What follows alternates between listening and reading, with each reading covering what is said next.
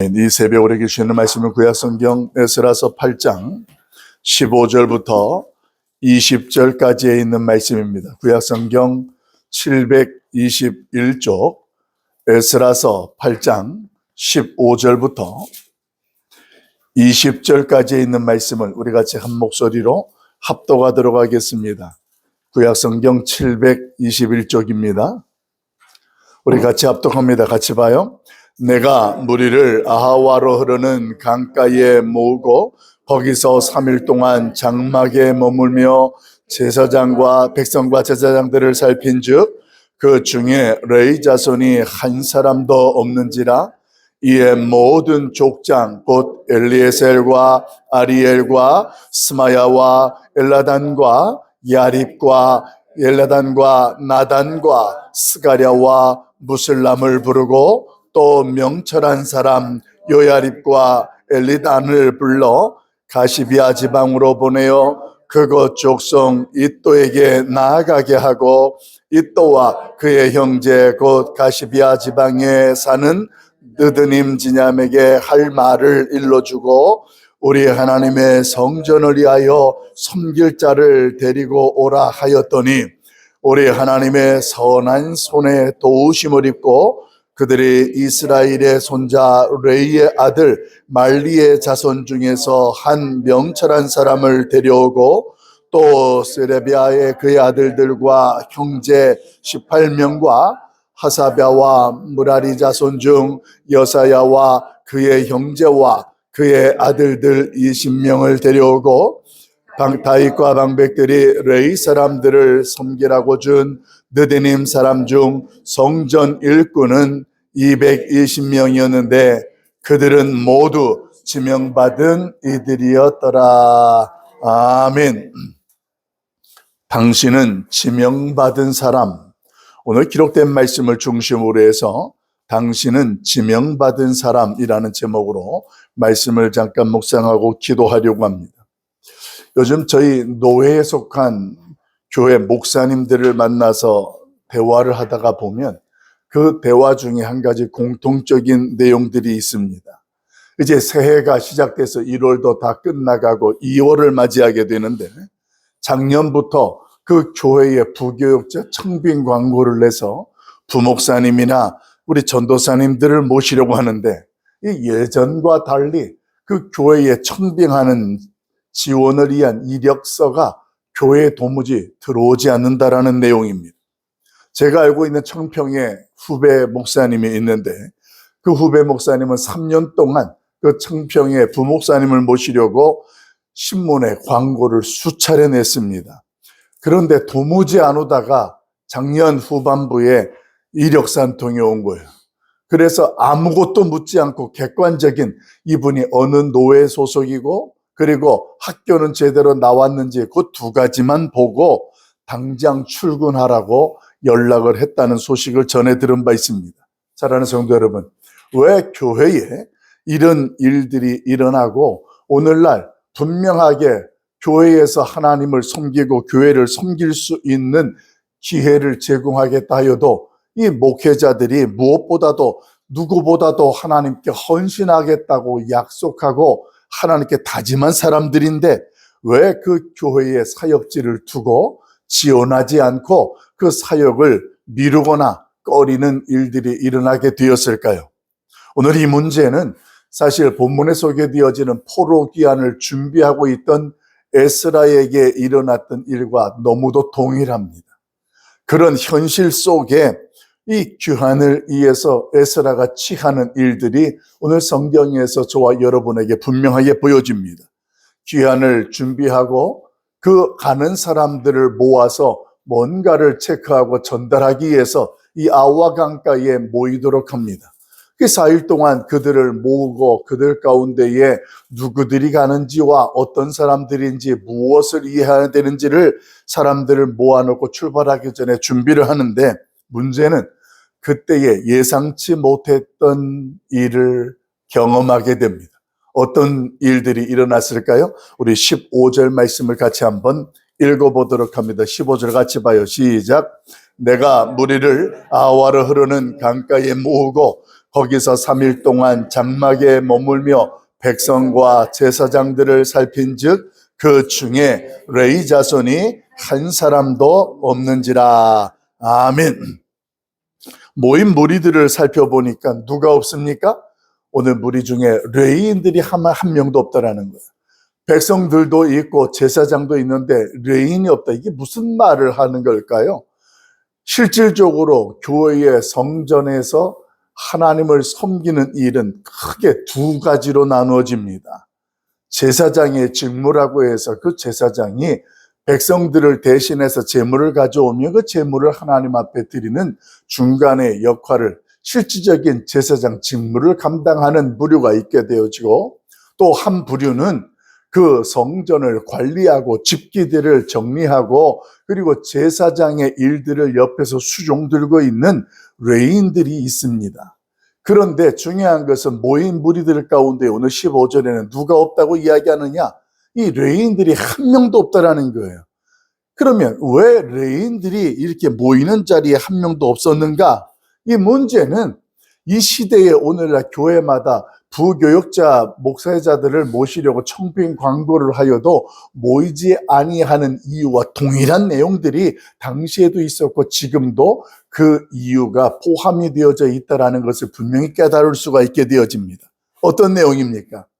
그동안 포로 생활을 하게 되어지면서 레위인이든 제사장들이든 한 가지 공통적인 문제를 만났습니다. 그것은 그들이 감당해야 되는, 제사장이면 제사장이고 레위인이면 레위인이 감당해야 될 직무가 상실된 거예요. 포로 기한이니까 그런 일들을 제대로 할 수가 없었던 겁니다. 그런 일들을 할 수 없게 되어지니까 원래는 그 일들을 하게끔 택함 받았고 그 집합 가운데에서 그 직무를 부여받았지만 그 일들을 할 수 없게 되어지니까 이들이 포로 기간 중에 어떤 일들을 하게 되었을까요? 잠시적으로, 임시적이기는 하지만 다른 일들을 택하여서 그 일들을 감당하게 되는 것입니다. 그런 일들을 하면서 이제 포로 생활을 진행하다가 귀환을 하게 되어지는데 문제는 거기에서 생기는 거예요.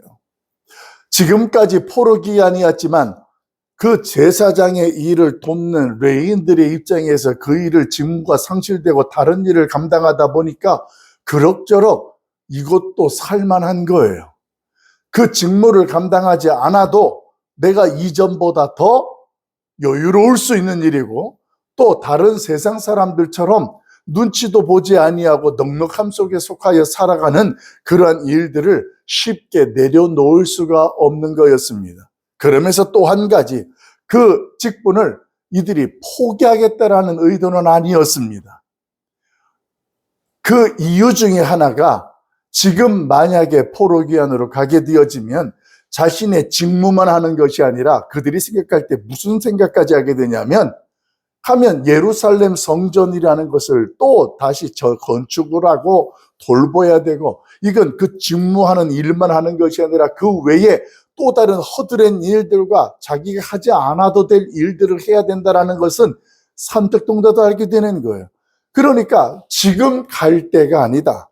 내가 지금 어느 정도 준비가 되어지면 그때 가서 내가 그 일을 감당하면 되겠다라는 그런 생각들 속에 자, 우리 같이 포로 기한으로 갑시다 해서 누구들이 가는가, 제사장들이 있는가, 레위인들이 있는가 이런 것들을 조사하게 되는 거였습니다. 1차 때에 포로 기한할 때의 제사장의 숫자는 4,289명이었습니다. 그러니까 4,289명이나 되는 사람들이 같이 가게 되어지니 그 일들 속에서 레위인들도 포함되어지고 그 직무를 감당하는 일이 별 문제가 없었던 거예요. 그런데 1차로 가서 있는 사람들이 그 일을 하는 모습들의 소식을 듣게 되어지니 이거는 그 일만 하는 게 아닌 거예요. 고생만 너무 힘들게 하고 그들이 직무에 대해서는 아직까지 제대로 감당하지 못한다라는 그런 현실들을 직감했던 그들. 그래서 2차 포로기한 때에 한 명도 안 한 거예요. 요즘에 목회자들이 교회에서 헌신을 하게 되어지는데 코로나 이후에 그런 일들이 너무도 급속도로 나타나게 되었습니다. 신학생들 가운데에 교회에 이제 가서 부교역자로 부목사님으로 전도사님으로 사역을 하게 되어지면 현실이 어떻게 되느냐. 여러분이 아는 것처럼 적어도 부목사님들이라고 하거나 그렇게 되어지면 대학원까지 다 졸업하신 분들이에요. 그럼 대학원까지 나오신 분들이 그 집에 동생들도 있을 거 아닙니까? 대학 나온 동생들도 직장 생활을 하는데 같이 직장 생활하는데 사례비라는 것과 월급이라는 것을 비교해보면 형이라는 사람은 대학원까지 나왔는데도 자기가 동생과 비교해보니까 이건 말도 안 되는 거예요. 그러다 코로나 기간 동안에 여러 가지 사역들을 제대로 못하게 되어지니까 그들 스스로가 이제 그 일에서 잠시 사임을 하게 되어지고 뭐 다른 일들을 하게 되는 거예요. 어떤 일들을 주로 했을까요? 크게 과외를 많이 했습니다. 그래도 대학원들을 다녔으니까 공부를 어느 정도 하니까 학생들을 지도하면서 과외비를 받아보는 거예요. 그뿐만이 아니라 또 우리가 잘 아는 것처럼 쿠팡에서 배달도 하고 택시도 운전하고 뭔가 임시적으로 해야 되니까 이 시기가 지나면 내가 이제 어떤 분명한 이 사명에 대한 일들을 감당하겠다라는 생각은 분명히 가지고 있었던 거예요. 그렇게 되어져서 이제 교회에서 다시 사역들을 하겠고 다시 모시겠다라고 그런 광고들을 했는데 그리고 난 이후에 그들 가운데 무슨 생각을 하게 되어지느냐. 꼭 지금 내가 부교육자 생활을 할 이유가 없지 않느냐. 가봤자 교회에서 부목사님, 전도사님 부르는데 교회에서 성도들이 자신들을 바라보는 관점을 어떤 식으로 대하느냐 하면 마치 그들의 필요를 채워줄 수 있는 알바생 같은 개념으로 목회자들을 대한다라는 느낌을 받으니까 굳이 내가 왜 지금 그런 일들을 목회자면 목회자 일만 아니고 우리 교회 하는 것처럼 지금 저희 교회 규모가 건물이 2동이 있고 이런 한파 가운데 해야 될 일들이 참 많지 않습니까? 근데 이 정도면 다른 교회는 관리 집사님이 계세요. 그럼 관리 집사님들이 하나하나 체크하고 관리하고 준비를 하는데 저희 교회는 지금 저와 비롯해서 우리 목사님 한 분뿐이 없어요. 그러면 목회자의 직무만 하는 것이 아니라 그 외에 다른 일들을 안 할 수가 없는 거예요. 밤마다 한파가 되어지면 수도 털어놔야죠. 불은 다 껐는지 돌아봐야죠. 별의별 일들이 너무 많아요. 그래서 작년에도 그 작년에도 저희가 부교육자 한 분을 또 모시려고 하는 일들로 광고를 여러 사람들한테 인편으로 보내고 또 신문으로도 광고를 냈습니다. 그런데 와서 이야기를 하기 전에 전화가 와요. 전화 통화를 합니다. 제가 가게 되어지면 하는 사역이 어떤 사역들을 하게 됩니까? 뭐 그렇다고 해서 저희가 사역 계획서에 당신이 해야 될 일들을 1부터 10까지 적어놓는 건 아니에요.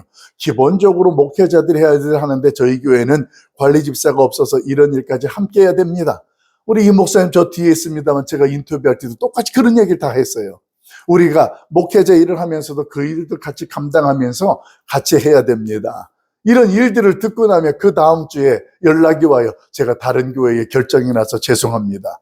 그렇게 되어지니까 골라서 가는 입장, 나에게 하고 싶은 일만 하는 교회, 어떤 교회들을 주로 가게 됩니까? 규모가 있고 조직이 되어져 있고 그런 데는 가면 자기가 해야 될 만 하는 거예요. 다른 일들을 안 해도 되는 거예요. 이런 생각들 속에서 자신의 시간들을 넉넉하게 사용할 수 있고 또 인간적인 예우도 받을 수 있는 규모 있는 교회들로 가다 보니 중소 조금 개척교회들은 성도들에게 이 목회자들을 구하는 일들에 대해서 되게 어려운 거예요. 그런데 이런 일들이 지금 포르기안 그때의 에스라 때에도 이 레위인들 가운데에 가면 제사장을 도와서 수종을 도와야 되는데 그 일은 괜찮은데 그거 외에 또 다른 허드렛 일들까지도 감당하는 일들이 싫어서 오늘 그들 가운데 모인 무리들이 레위인이 한 명도 없었다.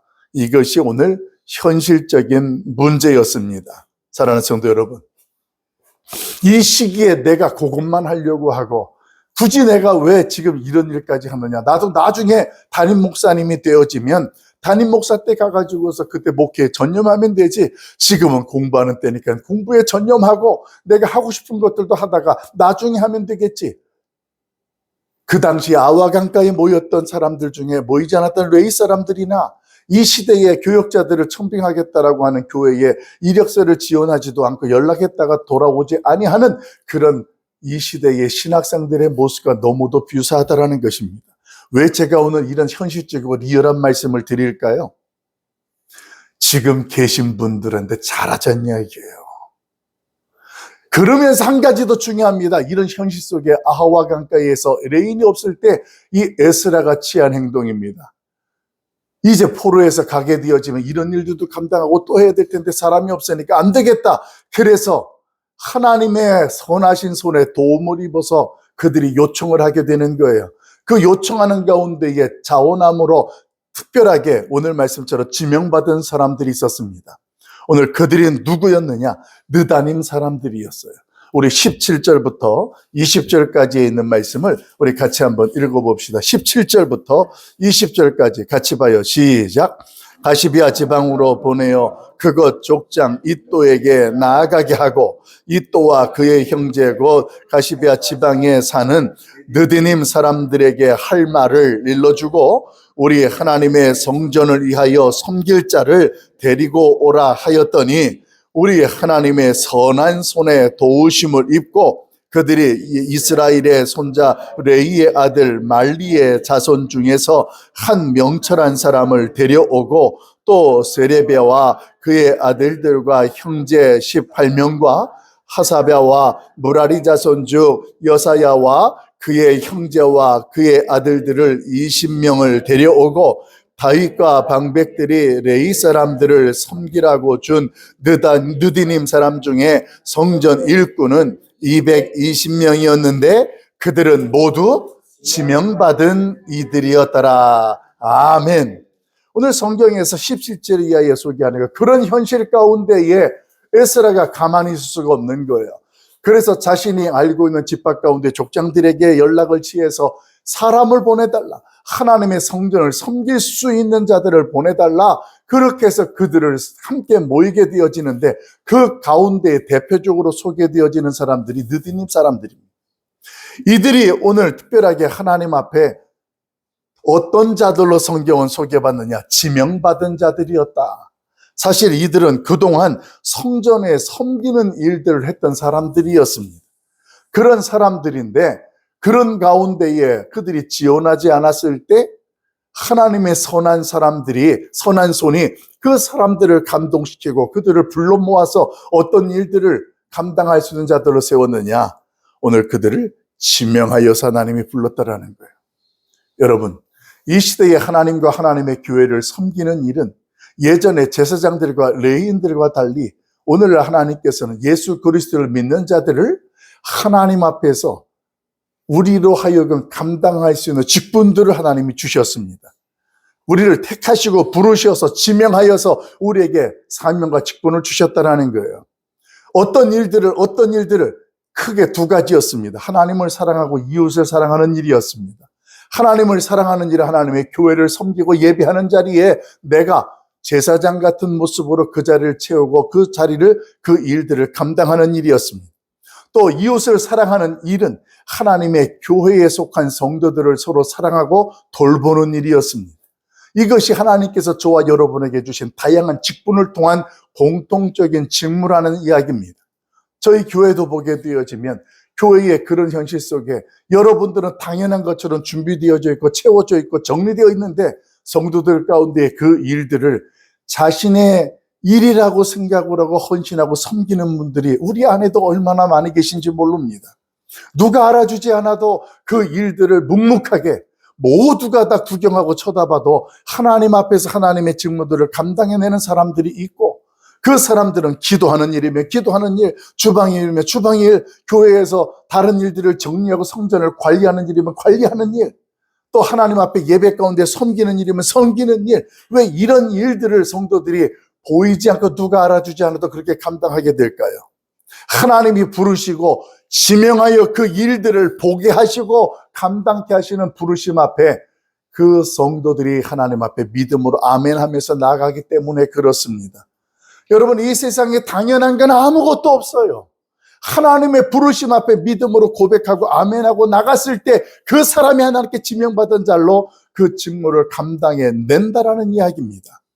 이 새벽에도 기도할 사람들이 참 많아요. 그런데도 오늘 이 새벽에 기도하는 자리에 하나님이 특별히 여러분들을 택하시고 부르셔서 오늘 어떤 자들로 지명하여 부르신 자들로 세웠느냐?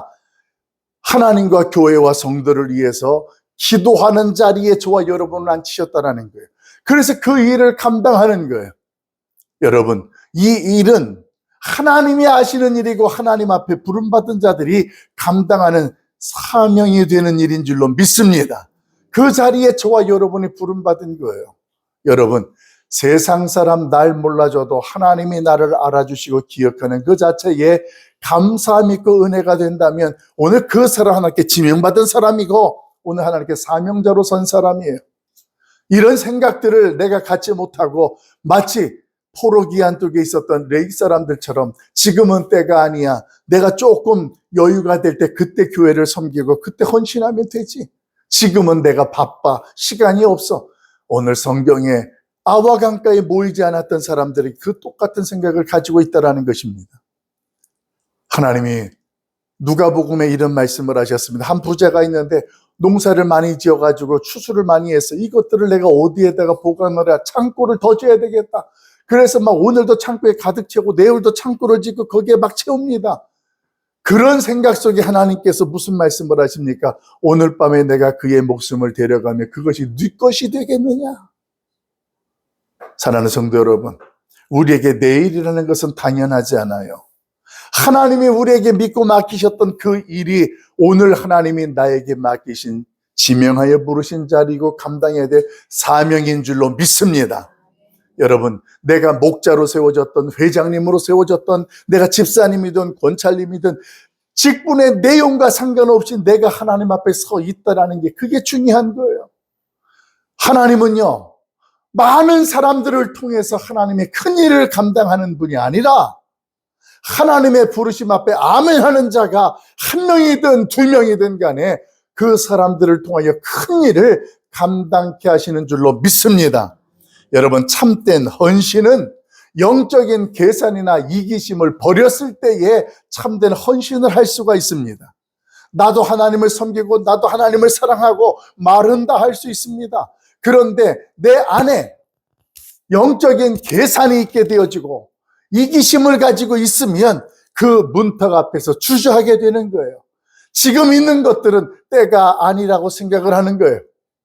여러분, 교회마다 예배 드리려 오는 사람들은 많은데 구경하는 사람들만 된다라는 이야기가, 어제도 제가 목사님들 만나서 교회의 이제 대신방 과정이나 여러 가지 예배 형태들에 대한 이야기들을 나눠요.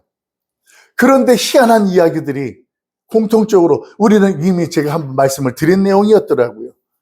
성도들이 영상이 화려해지고 사운드가 좋아지고 옛날에 비해서 너무도 환경이 좋아지니까 자꾸만 구경꾼, 오페라 연주를 보는 것처럼 예배에서 뮤지컬을 구경하는 것처럼 그렇게 자꾸만 드리는 자가 아니라 보는 자, 구경하는 자의 모습으로 서 있는 성도들이 참 많다라는 거예요. 그래서 한 주는 이렇게 했대요. 모든 음향 장비라든가 영상 다 스톱하고 피아노 한 대만 사용을 하며 찬송을 부르고 예배를 드려봤답니다. 그렇게 드렸더니 성도들이 입술을 안 열더래요. 안 하더래요. 성경책이 없어가지고 같이 읽어야 되는데 성경책이 안 가지고 왔더래요. 다 있으니까 그냥 아무런, 가방은 가지고 오는데 가방에는 성경책이 아니고 예배 끝나고 다른 데 갈 물건들을 채워가지고 오더래요. 이런 내용이 다른 사람, 다른 교회 이야기가 아닙니다. 오늘 우리의 현실이 그렇다라는 거예요. 그게 정말 하나님 앞에 참된 헌신자의 모습이고 예배자의 모습이 되는가? 오늘 아하 강가에 모이지 아니했던 레위 사람들을 탓할 수 있는가?